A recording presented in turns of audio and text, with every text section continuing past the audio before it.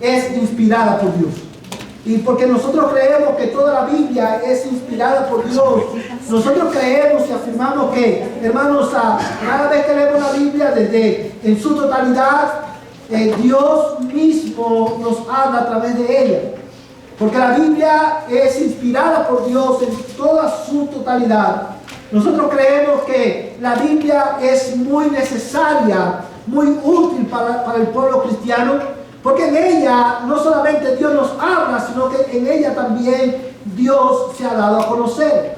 Es por eso que nosotros creemos que todos los creyentes debemos de leer la Biblia, desde Génesis a Apocalipsis, porque a través de ella Dios habla nuestras vidas, Dios se revela nuestras vidas, y a través de su palabra Dios nos transforma cada día más a la imagen de Cristo. Y aunque nosotros reconocemos y confesamos que toda la Biblia es inspirada por Dios, nosotros también creemos que hay libros específicos de la Biblia que los cristianos debemos leer con cierta regularidad. Por ejemplo, hay libros en la Biblia que los pastores debemos de leer con cierta regularidad. Y cuando hablo con cierta regularidad, por ejemplo, si estoy leyendo un libro del Antiguo Testamento, cuando termino de leerlo, voy a un libro del Nuevo Testamento, y cuando termino de leer ese libro, yo leo uno de estos libros que los pastores debemos de leer con cierta regularidad, como por ejemplo, Primera de Timoteo, Segunda de Timoteo. Son libros cartas que los pastores debemos de leer. Sin embargo, de la misma manera, amados hermanos, hay libros en la Biblia, cartas en la Biblia que tú y yo hacemos bien en leer con mucha regularidad, una y otra vez. Y una de esas cartas es precisamente la carta de los Colosenses.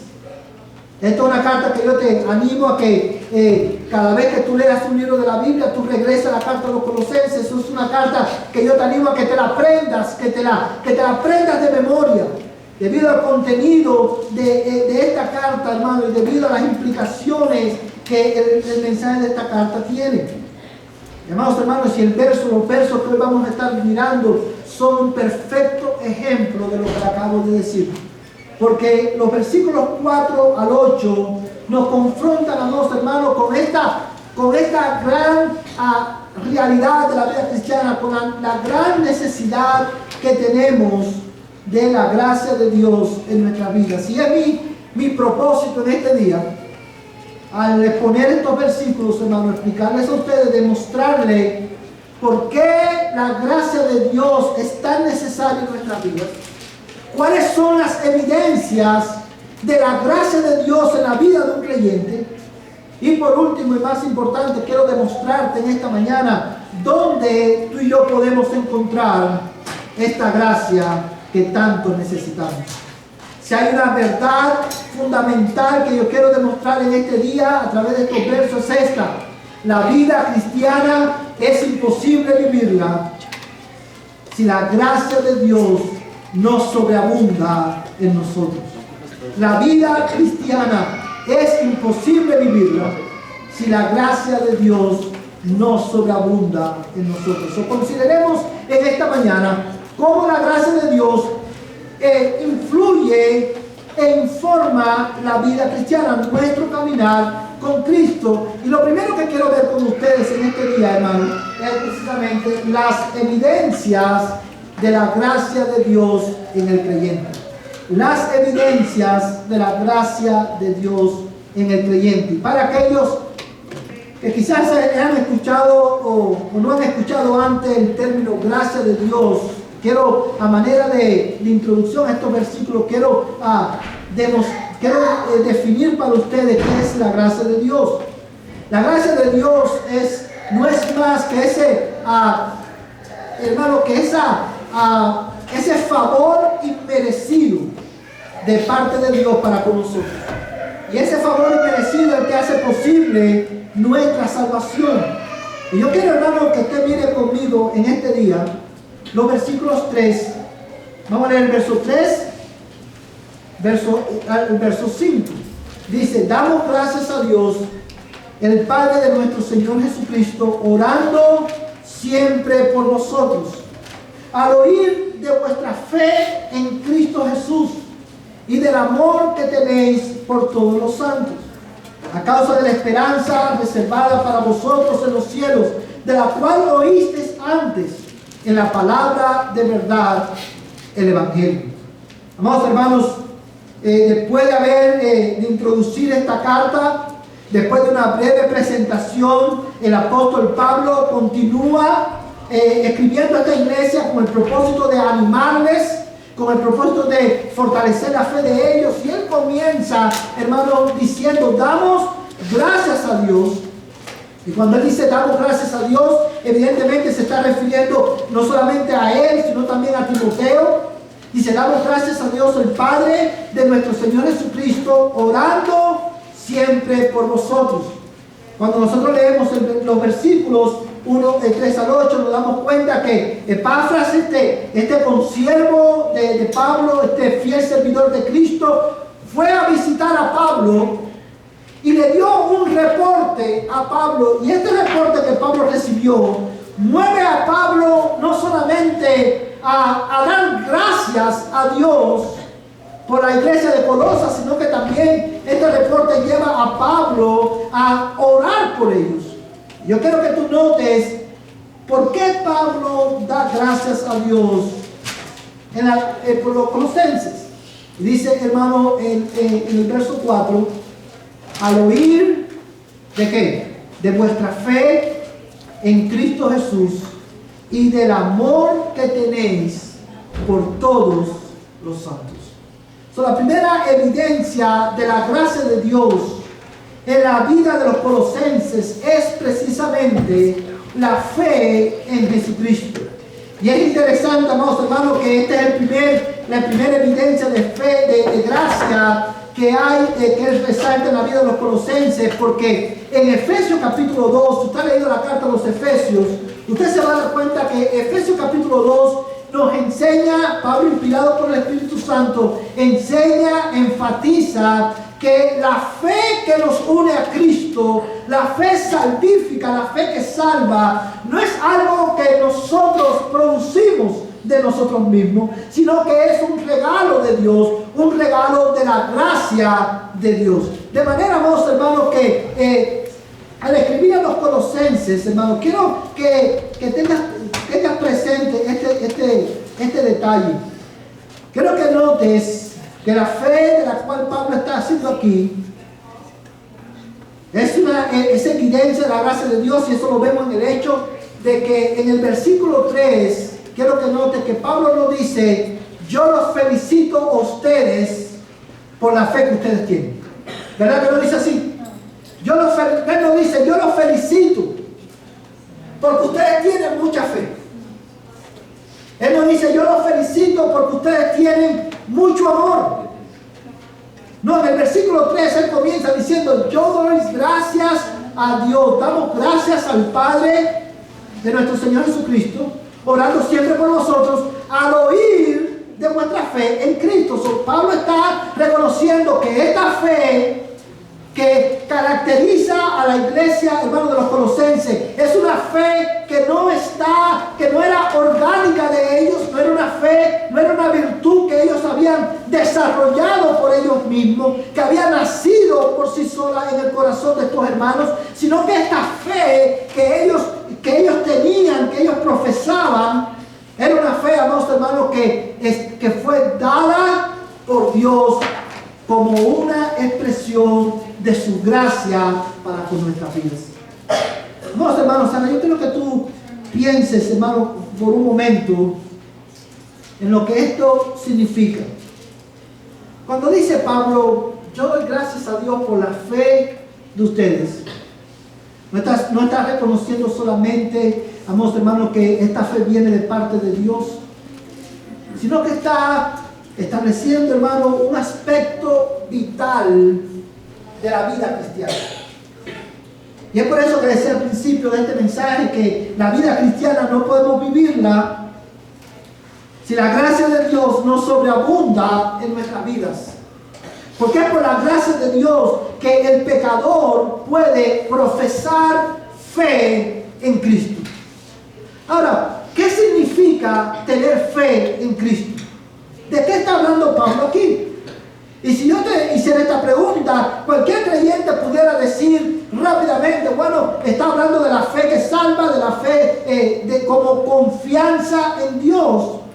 Y ciertamente es parte de lo que Pablo está diciendo aquí, pero más que confianza en este contexto, más que confianza, hermano, la fe en Cristo, con esta expresión, está haciendo referencia a lo que la iglesia de los colosenses creía acerca de Cristo.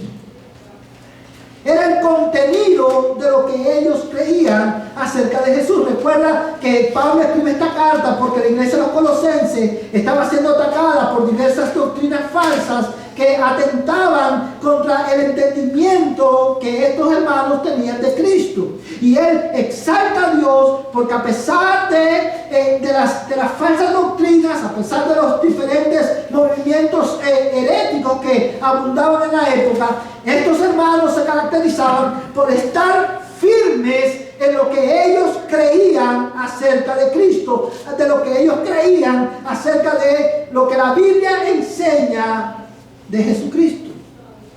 Ellos creían, amados hermanos, que Cristo es verdaderamente quien Él dice ser, el Hijo de Dios, la segunda persona de la Trinidad, el todo de la vida cristiana. Pero amados hermanos, esta expresión también, hermano, quiero que veas que esta expresión, la fe en Cristo, no solamente, una vez más, no solamente habla del contenido de nuestra fe, del contenido de lo que nosotros creemos acerca de Cristo, sino también que esta es una expresión que resalta este otro aspecto de la fe, que es descansar en el Señor. Y yo quiero decirte algo en esta mañana.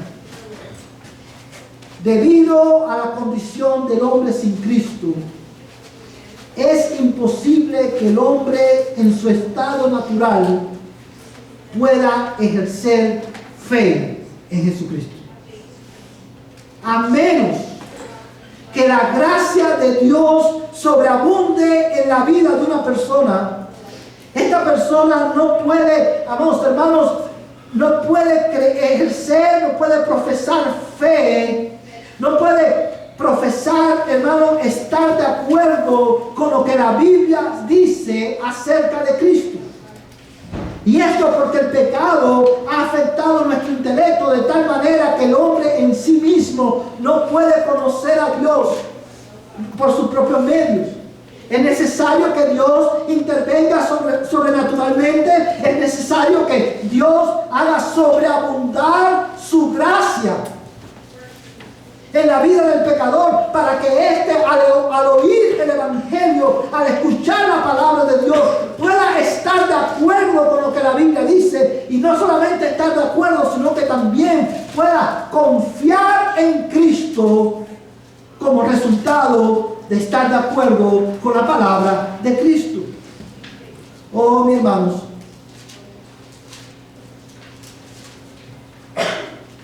hay muchas personas hoy, incluso dentro de las iglesias, que profesan tener fe. De hecho, hermanos, una de las razones por las cuales esta declaración de Pablo es tan importante es precisamente por las implicaciones que esta declaración tiene. Porque fíjate, hermano, que en este pasaje Pablo nos enseña no solamente que la fe es evidencia de la gracia de Dios en la vida de un creyente, sino que también nos enseña, hermanos, otra característica de la fe que salva. La fe que salva no solamente viene de Dios, no solamente es un regalo de Dios, sino que la fe que salva tiene un objeto, hermano, fundamental. Y la fe que salva es una fe que está orientada a la persona y la obra de Jesucristo.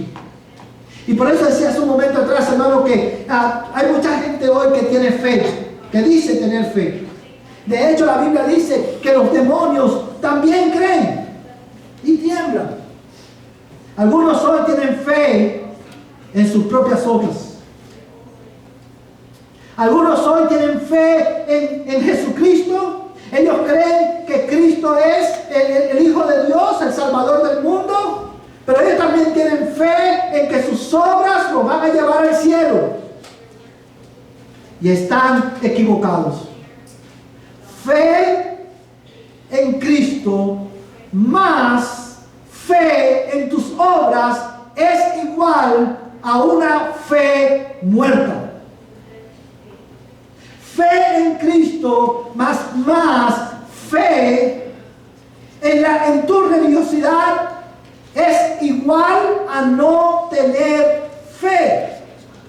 Porque la fe que salva no solamente es un regalo que Dios nos da, sino que también, amados hermanos, es una fe que está orientada única y exclusivamente hacia la persona de Cristo. Y es por eso que este pasaje dice, hermano, al oír de vuestra fe, ¿en quién? En Cristo.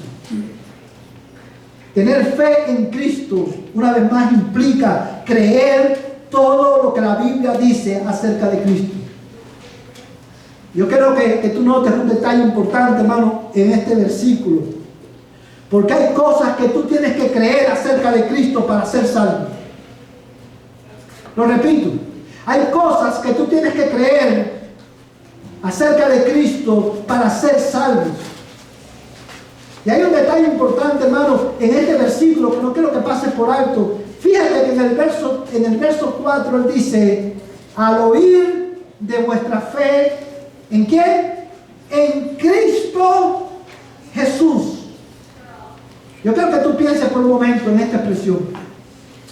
Quiero que te des cuenta y que notes que no dice Jesucristo, no dice el Hijo de Dios, sino que intencionalmente dice al oír de vuestra fe en Cristo Jesús. La razón por la cual el orden, hermano, de estas palabras, el orden, hermano, en que Pablo escribe el nombre de Cristo y el título de Cristo, que va de vuelta, si usted no lo sabía, el nombre del Hijo de Dios, ¿cuál es?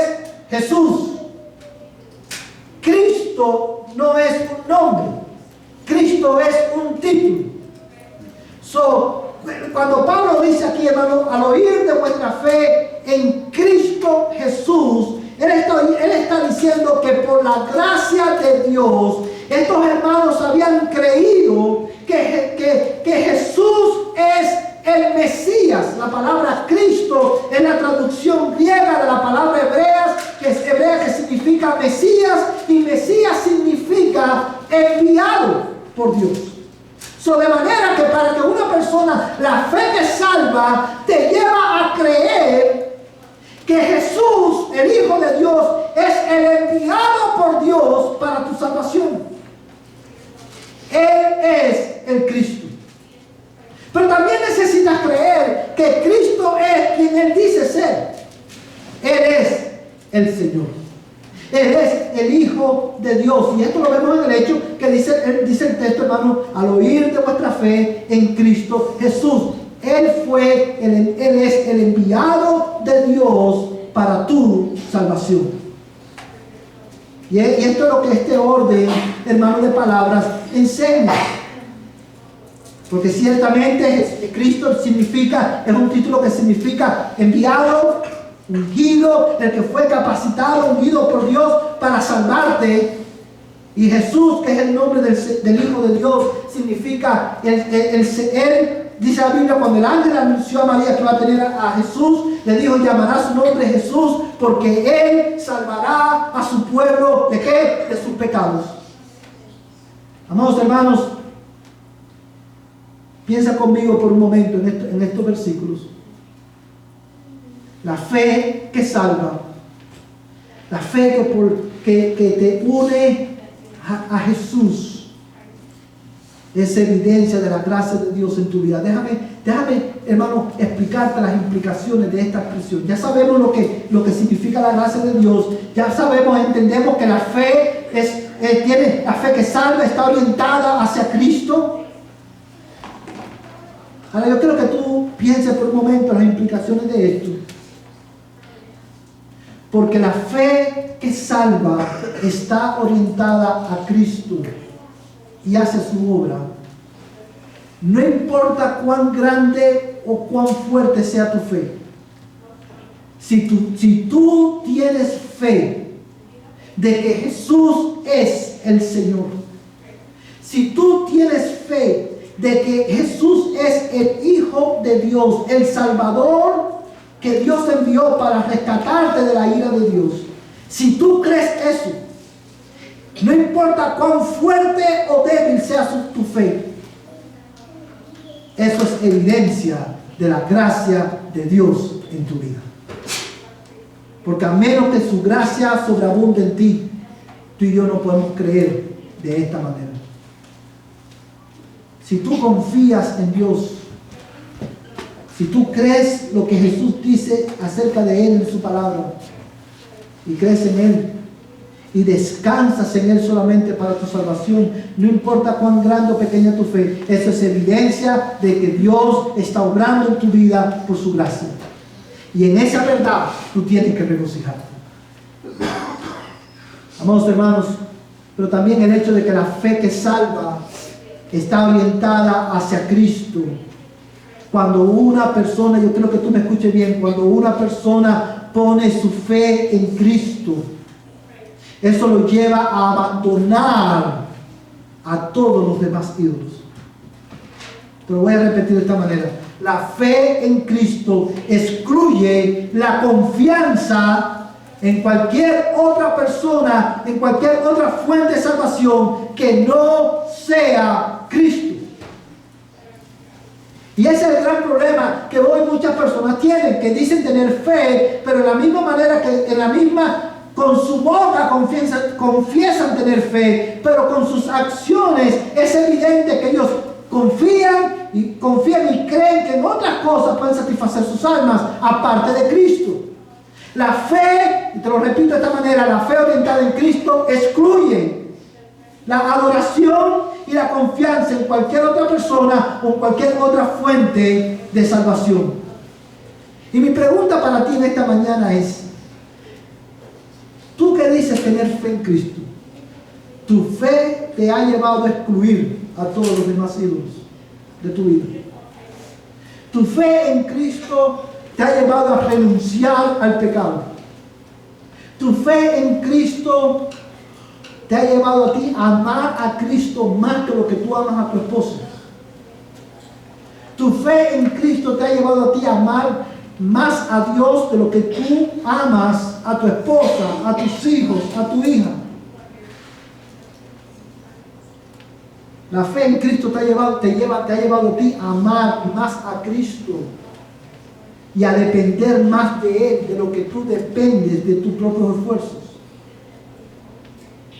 La fe que salva no solamente es un regalo de Dios. La fe que salva está orientada a la persona de Cristo. Y eso tiene implicaciones en la manera en que nosotros vivimos. Y es por eso que a nosotros considerar este pasaje, tú y yo debemos de hacerlo, hermano, con un corazón introspectivo. Tenemos que examinar nuestra fe y ver si nuestra fe realmente está orientada hacia Cristo y su obra. Considerando, hermano, el fundamento de nuestra fe y considerando los frutos que nuestra fe da. Pero el segundo, amados hermanos, la segunda evidencia de la gracia de Dios que Pablo celebra en la vida de estos hermanos no es solamente la fe en Cristo, sino que también Pablo celebra y da gracias a Dios por el amor, y fíjate cómo dice el verso 4, por el amor que tenéis por todos los santos. Cuando dice aquí la Biblia por el amor que tenéis por todos los santos, está hablando, hermanos, del hecho de que estos hermanos no solamente se caracterizaban por amarse entre ellos mismos, sino que también estos hermanos se caracterizaban por amar a todos aquellos que profesaban tener la misma fe. Hermanos, la fe cristiana ciertamente es evidencia de la gracia de Dios, Pero la otra evidencia de que la gracia de Dios ha sobreabundado en ti, ¿sabes cuál es? Tu amor por la iglesia de Cristo. Tu amor por todos los santos. Y como ya aprendimos, cuando la Biblia habla de santos, está hablando ¿de quién? De los creyentes. Si tú no puedes, escúchame bien, si tú no puedes amar a tus hermanos, tú realmente no amas a Dios. Y esta es una realidad que nosotros, amados hermanos, no podemos, es dura de decir, es dura, es difícil de enfrentar, pero es una realidad, una verdad a la cual tú y yo tenemos que ser expuestos. La gracia de Dios en la vida de una persona se hace evidente no solamente en su fe en Cristo, sino también en su capacidad de amar a los demás creyentes. Y esto, hermano, es una verdad que aparece en toda la palabra de Dios. Es imposible decir que amamos a Dios si no amamos a nuestros hermanos. Yo quiero que tú mires conmigo otro pasaje de la Escritura que nos enseña esta verdad. Quiero que mires 1 Timoteo capítulo 1, verso 14. 1 Timoteo capítulo 1, verso 14.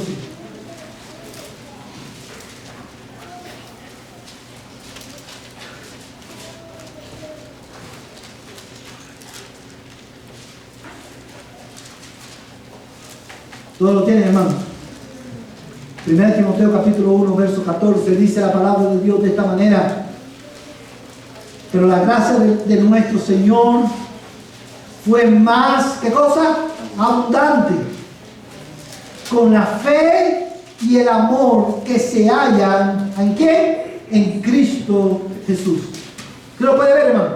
Fíjate cómo Pablo, cuando le escribe a Timoteo, le dice, habla de esta relación que hay entre fe y amor como resultado de la gracia de Dios. Y él dice, la gracia de nuestro Señor fue más que abundante con la fe. ¿Y qué? Y el amor que se halla en Cristo Jesús. Vamos, hermanos, cuando la gracia de Dios sobreabunda en tu vida, no solamente resulta en tener fe, resulta también, hermano, en un creciente amor por nuestros hermanos, por todos los santos en Cristo. Y ahora yo te pregunto a ti, ¿cómo nosotros sabemos que amamos a Dios? ¿Cómo nosotros sabemos que amamos a nuestros hermanos? ¿Cómo nosotros sabemos que la gracia de Dios ha sobreabundado en nuestras vidas? Un teólogo llamado David Garland, él decía acerca de este pasaje, este amor, yo creo que tú escucha con atención, hermano. Este amor es una fuerza interior que busca liberarse entregándose a los demás. No como un vacuum que anhela egoístamente ser llenado con lo que otros pueden darnos. Los verdaderos discípulos de Cristo, inspirados por el amor, buscan que cada acción beneficie a los demás. Es el amor, amados hermanos, a nuestros hermanos, lo que nos impulsa a servir a nuestros hermanos. Es el amor a nuestros hermanos, es el amor que resulta de la gracia de Dios en mi vida, lo que me lleva a mí a ser hospitalario con mis hermanos. Porque los amo, les abro las puertas de mi casa. Es el amor a nuestros hermanos lo que nos impulsa a exhortarnos mutuamente, a animarnos mutuamente. Es mi amor por los hermanos lo que me impulsa a llevar la carga de mis hermanos, ayudar a mis hermanos con sus cargas. Amados hermanos, es el amor por mis hermanos lo que me lleva a mí a morir a mis preferencias personales, por tal de que Cristo se haga célebre en la vida de mis hermanos. El amor cristiano, el amor que resulta de la gracia de Dios en la vida de una persona, te impulsa a morir a ti mismo por el beneficio de tus hermanos. Ahora yo creo que tú pienses por un momento en la implicación de esto. Hermanos, ¿realmente nos amamos nosotros? Realmente, el haber sido recipiente de la gracia de Dios ha resultado en ti en un mayor amor por tus hermanos. ¿No es cierto que muchas veces somos como vacuum? Que lo único que queremos es dar, recibir y recibir y recibir y nunca estamos satisfechos.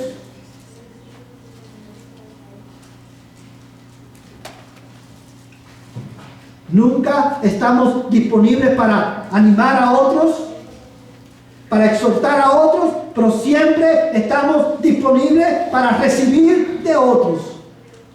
Eso no es amor cristiano. El amor cristiano te impulsa a darte a ti mismo, como Cristo se dio por ti mismo, a sí mismo por ti. Pero también la gracia de Dios no solamente, hermano, resulta en fe, en amor, sino que también la gracia de Dios resulta en esperanza. Yo creo que tú mires conmigo ahí en Colosenses. Vamos a regresar a Colosenses capítulo 1. Y mira conmigo, hermanos, el versículo 5.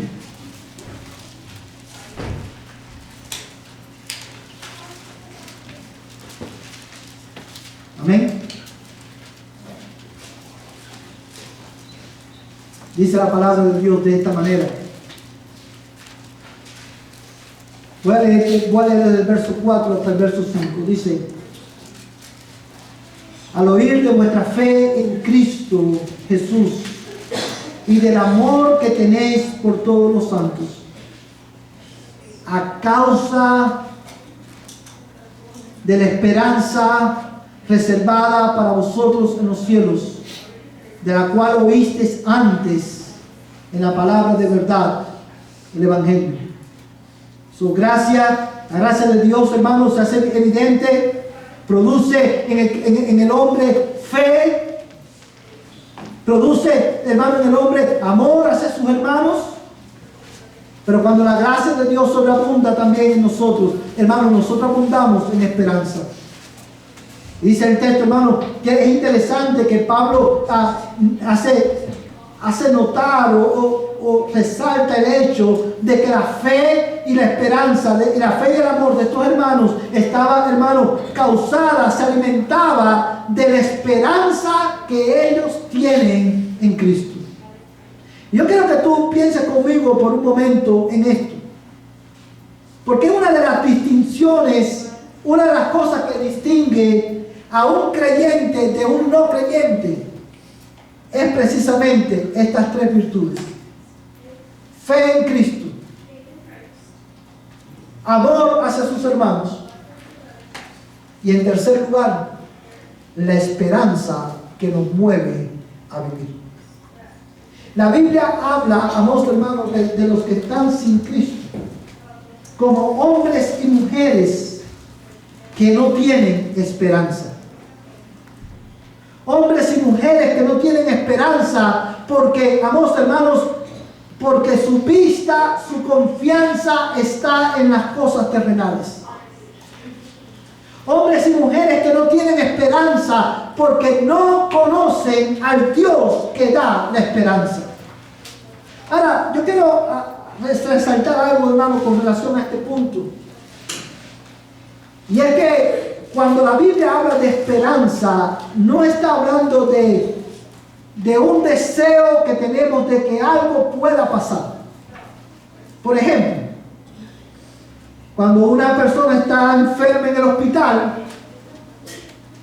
y está recibiendo tratamiento, la familia dice: ¿tenemos esperanza de qué? De que se mejore.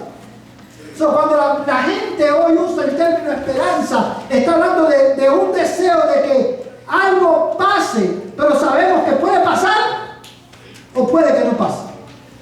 Pero la esperanza en la Biblia está hablando, hermanos, de la certeza que mueve al cristiano a perseverar aún en los momentos difíciles de su vida. ¿Y cuál es esa certeza?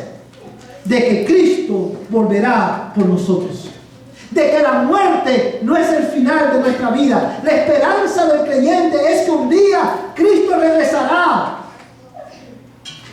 y Él hará nuevas todas las cosas. Pero esa es nuestra esperanza, no en el sentido de que es posible de que Cristo venga. No, nosotros estamos seguros, convencidos de que Cristo regresará. Y esa es la esperanza que me mueve a mí a seguir amando a mis hermanos. Esa es la esperanza que me mueve a mí a seguir creyendo que Cristo es quien Él dice que es. Porque es imposible que Él mienta su palabra. Esta es una gran distinción entre un creyente y un no creyente. El no creyente tiene su esperanza. Si una esperanza tiene, su esperanza está, hermano, enmarcada en las cosas de este mundo. La esperanza de los que no son cristianos es que la vida en este mundo te vaya mejor. ¿Sí o no? Hay uno de los grandes falsos profetas, o no profetas, uno de los grandes falsos maestros del tiempo contemporáneo, desde este tiempo, es un maestro que radica en Houston, se llama Joel Osteen. No sé cuántos de ustedes han oído hablar de este nombre, Joel Osteen. Este hombre escribió un libro cuyo título es el siguiente: Tu mejor vida ahora. Y la premisa básicamente del libro es cómo la fe te lleva a vivir tu mejor vida ahora, llevando a su audiencia a poner su esperanza en que esta vida, que la vida de este modo de eternidad mejore. Hermanos, la esperanza del cristiano no es que esta vida, que la vida de este lado de la eternidad mejore. La esperanza del cristiano es que Cristo regresará por nosotros. Y esa esperanza, hermanos, está basada y fundamentada, enraizada en la persona de Jesucristo. Es la esperanza que me lleva a mí una vez más a seguir creyendo. Es la esperanza que me lleva una vez más, amados hermanos, a seguir amando a mis hermanos como Cristo me amó a mí. Pero acerca de esta esperanza, la Biblia también enseña que es una esperanza segura. Amados hermanos, yo quiero que tú mires conmigo por un momento. Vamos a ir por un momento a Hebreos capítulo 6 y vamos a leer desde el verso 17 al 20. Hebreos capítulo 6.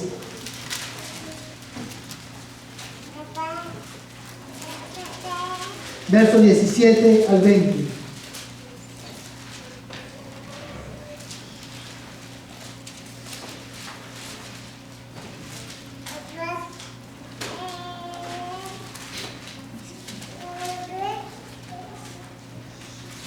¿Todo lo tienen, hermanos? Dice la palabra de Dios de esta manera, Hebreos capítulo 6, verso 17 al 20. Por lo cual, Dios, deseando mostrar más plenamente a los herederos de la promesa la inmutabilidad de su propósito, interpuso un juramento, a fin de que por dos cosas inmutables, en las cuales es imposible que Dios mienta, los que hemos buscado refugio, seamos grandemente animados para asirnos de la esperanza puesta delante de nosotros, la cual tenemos como ancla del alma, una esperanza segura y firme y que penetra hasta detrás del velo, donde Jesús entró por nosotros como precursor, hecho según el orden de Melquisedec, sumo sacerdote para siempre. Hermano, quiero que tú pienses conmigo por un momento en este versículo y que lo compares con Colosenses capítulo 1, verso 5.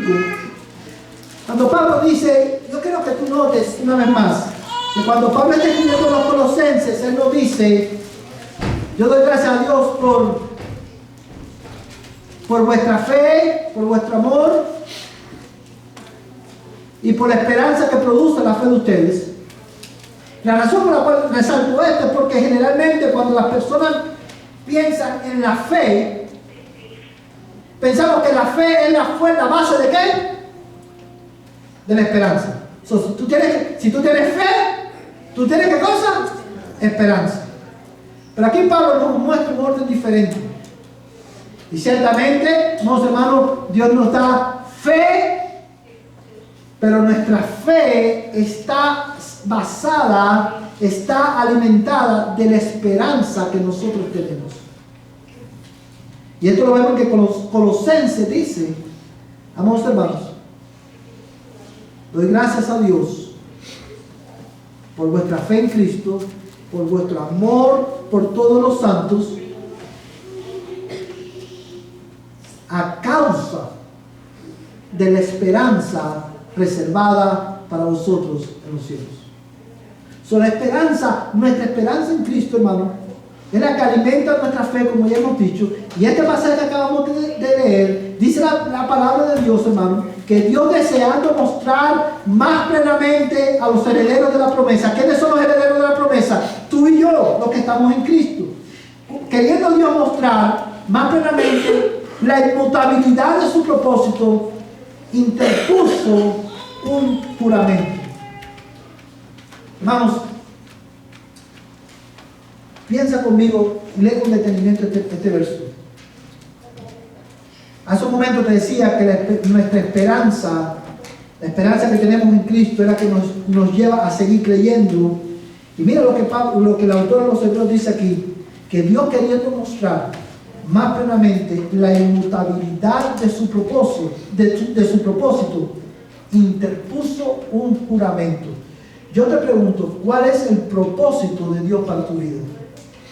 ¿De qué propósito está hablando aquí? No está hablando, hermano, del propósito de hacerte rico o de hacerte feliz. El propósito de Dios fue salvarte.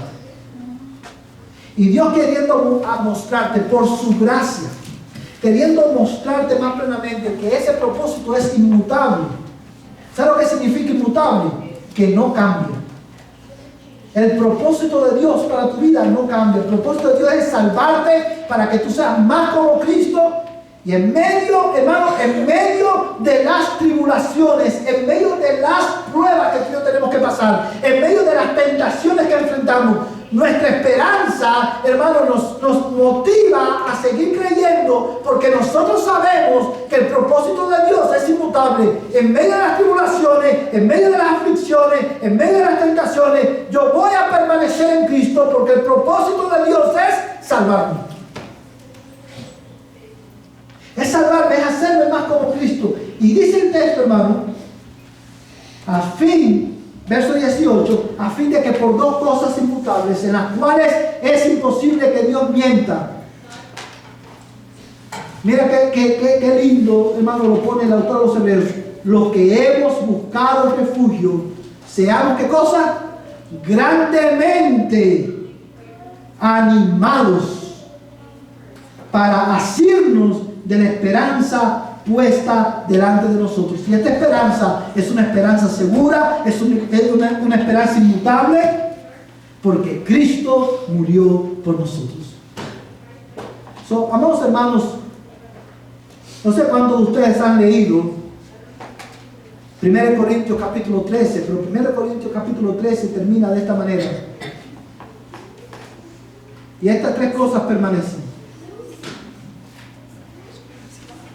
la fe, la esperanza y el amor. Y de estos tres, el mayor de ellos es el amor. La razón por la cual menciono esto es porque al nivel más, la fe, la esperanza y el amor, al nivel son las tres virtudes cardinales en la vida de un creyente. Y las tres son evidencias de la gracia de Dios en tu vida. Y mi pregunta para ti en esta mañana es: estas tres virtudes cardinales, fe, amor por los santos y esperanza, se hacen evidentes en tu vida. Yo creo que tú notes que Pablo, el reporte, hermano, yo creo que tú notes algo. Epafras fue quien plantó la iglesia. ¿Te recuerdas que hablamos de eso? La iglesia de Colosenses. Y cuando él fue a visitar a Pablo a dar el reporte de la iglesia, ¿cuál fue el reporte que Epafras dio. Ellos son unos hermanos que tienen fe en Cristo, tienen amor por todos los santos, a causa de la esperanza que les ha dado el Evangelio. Y Pablo, al escuchar eso, se regocijó y dio gracias a Dios por ello. Porque una vez más, estas son tres evidencias, hermano, tres virtudes que tú y yo no la producimos por nosotros mismos. Dios tiene que producirlas en nosotros. Ahora, ¿cómo respondemos a esta verdad, hermano? La semana que viene vamos a continuar con este pasaje, y la semana que viene vamos a estar enfocados específicamente en los versos 6 al 8. Pero ¿cómo nosotros respondemos a la verdad de que cuando la gracia de Dios sobreabunda en una persona, se hace evidente en su fe en Cristo, en su amor por todos los santos y en la esperanza que lo sostiene cada día? ¿Cómo tú y yo respondemos a esta verdad? Bueno, lo primero es examinarnos nosotros mismos.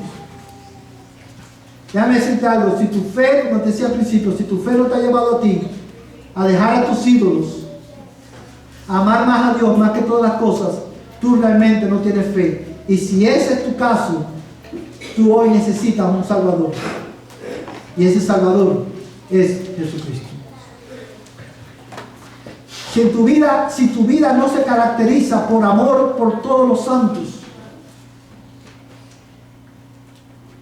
tu fe, tú no has experimentado la gracia de Dios en tu vida, significando que todavía estás muerto en tus delitos y pecados. Hermano, yo no puedo dejar de enfatizar esto. Las personas del mundo, mira, hermano, te lo voy a poner de esta manera: ¿dónde tú te sientes más en casa?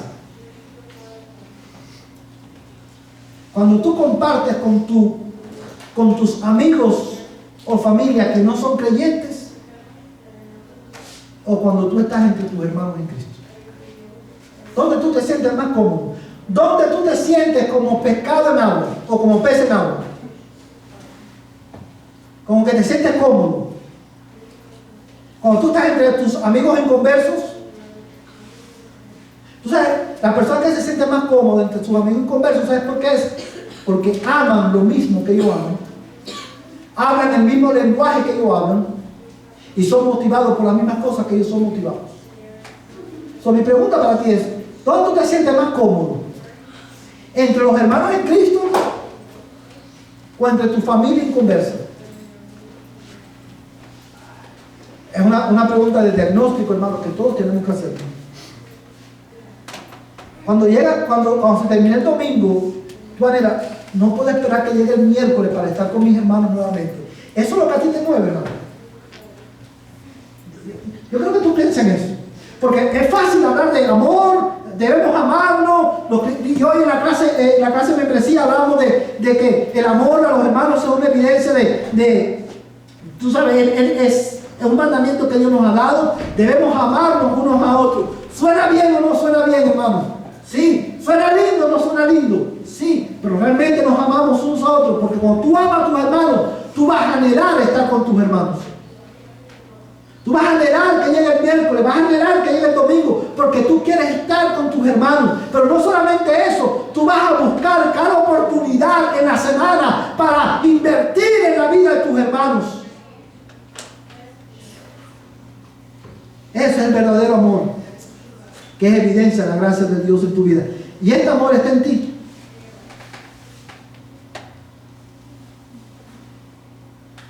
¿Y cuál es tu esperanza?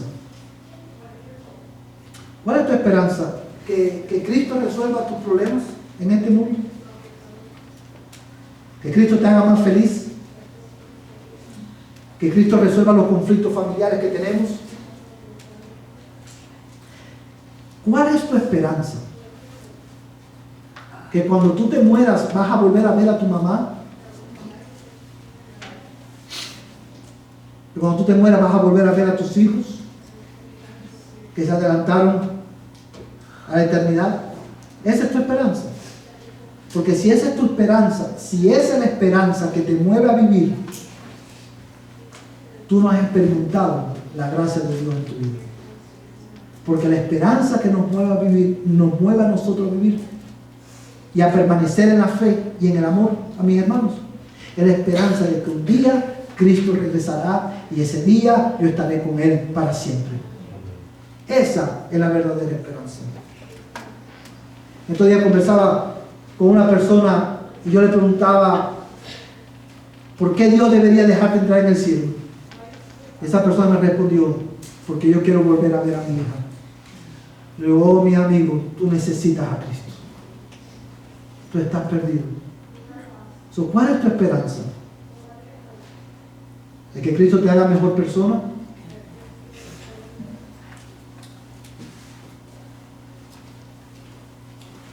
Esas son preguntas que debemos hacernos, hermanos, y debemos evaluarnos a la luz de ellas. Porque la gracia de Dios en la vida de una persona resulta en una fe orientada a Cristo, en un amor creciente por los hermanos y en una esperanza, hermano, que me hace perseverar hasta el fin. Si tú no tienes estas virtudes, tú necesitas a Dios en esta mañana. Y es por eso que te llamo hoy a que tú vengas a Cristo, la fuente de toda gracia. Ven a Cristo, cree en Él, arrepiéntete de tus pecados, para que tus pecados sean perdonados y Dios te dé vida eterna. Ven a Cristo hoy. Y si tú eres creyente y tú estás, y estas evidencias están en tu vida, oh hermano, busca crecer en ellas. Busca ser conocido como una persona que tiene fe orientada a Cristo, como una persona que ama sacrificialmente a sus hermanos busca glorificar a Dios al ser conocido como una persona que se mueve, vive, motivado por la esperanza que tenemos reservada en los cielos, que Cristo garantizó para nosotros. Pero hay algo más, hermano, que nosotros debemos de aprender de este pasaje. Seguramente la iglesia de los Colosenses tenía muchos problemas también. Sin embargo, hermanos, tanto Epafras como Pablo celebraron la gracia de Dios en la vida de estos hermanos. ¿Y por qué señalo esto? Porque una manera de responder a esta verdad es esta. Hermanos, tú y yo como creyentes debemos esforzarnos. Si tú estás en Cristo, tú y yo debemos esforzarnos en ser intencionales, en celebrar las evidencias de la gracia de Dios en la vida de nuestros hermanos. ¿No es cierto que somos muy buenos para señalar errores, hermanos? ¿Y pecados? Pero tú y yo debemos, a la luz de esta verdad, como el apóstol Pablo, tú y yo debemos ser intencionales también en celebrar las evidencias de gracia en la vida de tus hermanos. En esta semana, si tú eres cristiano, si tú eres creyente, miembro de nuestra iglesia, yo quiero animarte que en esta semana tú animes a tus hermanos en Cristo celebrando las evidencias de la gracia de Dios en sus vidas. Dale consuelo, anímalos, celebrando en primer lugar la gracia de Dios en su vida y llevándolos a mirar a Cristo. Para que la fe de ellos, su amor y su esperanza sean fortalecidas. Quiero animarles a que en esta mañana nos pongamos en pie.